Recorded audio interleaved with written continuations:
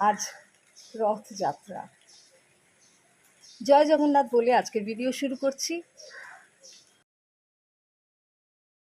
কিন্তু এই বৃষ্টিতে গোটা পশ্চিমবঙ্গের রাস্তাঘাটের যে অবস্থা, চারিদিকে গর্ত, পটহোলস, যে কেউ পড়ে যেতে পারে। তো রথ যাবে কেমন করে? জগন্নাথ, বলরাম, সুভদ্রা তো গড়াগড়ি খাবেন রথের ভেতরে। তো এই রাস্তাগুলো কে ঠিক করাবে?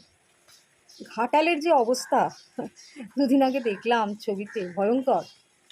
তো এই জুলাই মাসের একটা গল্প আমার মনে পড়লো। গল্পটা কিন্তু এখানকার নয়, বম্বে।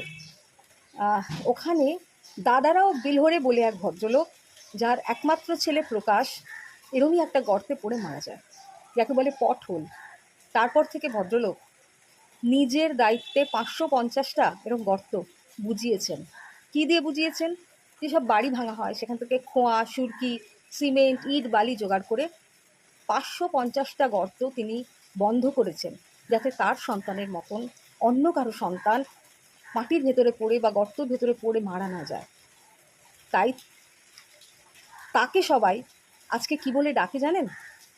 তাকে সবাই পটহোল দাদা বলে ডাকে। তো এই দাদারাও বিলহরের মতন আমরাও যদি একটু সজাগ হই, নিজেরা না পারি, আমরা যদি আমাদের আশপাশের পৌরসভা, পঞ্চায়েত অফিসে গিয়ে এই গর্তগুলোকে বোঝানোর জন্য একটু অনুরোধ করি, এবং যেসব নেতারা যারা জনতার ভোট পেয়ে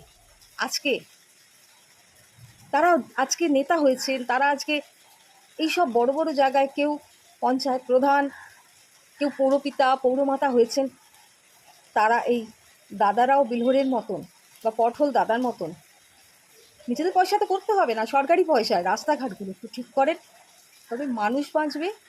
আর মানুষের মতন রথযাত্রার দিনে জগন্নাথ দেবও বাঁচবেন, তার সখা সখী বলরাম সুভদ্রা তারাও বাঁচবে, আর ভগবান রূপী মানুষকে বাঁচাবেন। এটুকু আপনাদের কাছে এই রথযাত্রার দিনে আমার আবেদন।